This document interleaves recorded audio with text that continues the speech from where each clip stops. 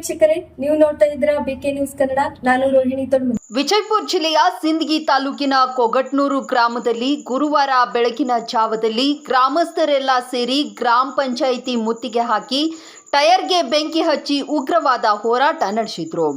ಗ್ರಾಮಸ್ಥರು ಕುಡಿಯುವ ನೀರಿನ ಸಮಸ್ಯೆ ಸುಮಾರು 15 ದಿನಗಳ ಕಾಲ ಗ್ರಾಮದಲ್ಲಿ ಕುಡಿಯುವ ನೀರಿನ ಸಮಸ್ಯೆ ಬಹಳ ಇರುವುದರಿಂದ ಗ್ರಾಮ ಪಂಚಾಯಿತಿಗೆ ಅಲಿದು ಸುಸ್ತಾಗಿ ಗ್ರಾಮ ಪಂಚಾಯಿತಿಗೆ ಬೀಗ ಚಿಡಿದು ಪ್ರತಿಭಟನೆ ನಡೆಸಿದ್ರು.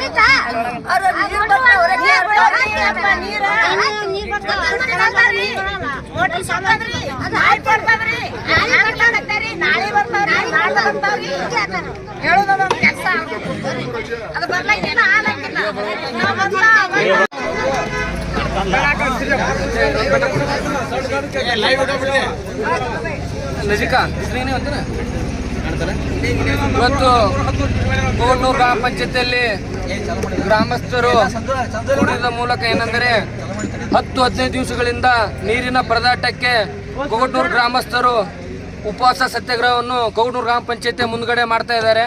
ಮತ್ತು ಹಾಗೆ ಟೈರ್ ಸುಟ್ಟಿದ್ದೇವೆ. ಮತ್ತು ಗ್ರಾಮ ಪಂಚಾಯತಿ ಪಿ ಡಿ ಒ ವಸಂತ್ ಅಮೀನ್ಗೌಡ ಅವರಿಗೆ ಫೋನ್ ಮಾಡಿದರೆ ಅವರು ತೀರ್ಕೊಂಡಿದ್ದಾರೆ, ಇವ್ರು ತೀರ್ಕೊಂಡಿದ್ದಾರೆ ಅಂತ ಉಡಾಪಿ ಮಾತುಗಳನ್ನು ಹೇಳ್ತಾರೆ. ಮತ್ತು ಅಧ್ಯಕ್ಷರ ಪ್ರತಿನಿಧಿ ಆದಕ್ಕಂಥ ಬಸವರಾಜ್ ಹರ್ನಾಳ್ ಅವ್ರಿಗೂ ಫೋನ್ ಮಾಡಿದರೆ ಇವತ್ತು ಚಲೋ ಆಗ್ತಾವೆ, ನಾಳೆ ಚಲೋ ಆಗ್ತಾವೆ. 15 ದಿವಸಗಳಿಂದ ಗ್ರಾಮಕ್ಕೆ ನೀರಿಲ್ಲ.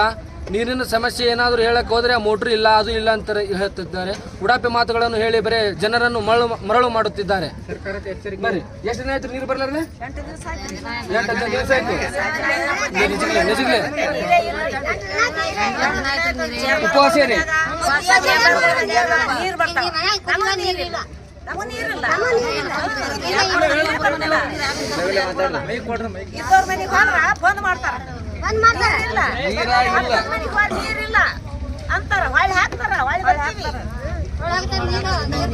ಮತ್ತಷ್ಟು ಸುದ್ದಿಗಾಗಿ ನೋಡ್ತಾ ಇರಿ ಬಿಕೆ ನ್ಯೂಸ್ ಕನ್ನಡ.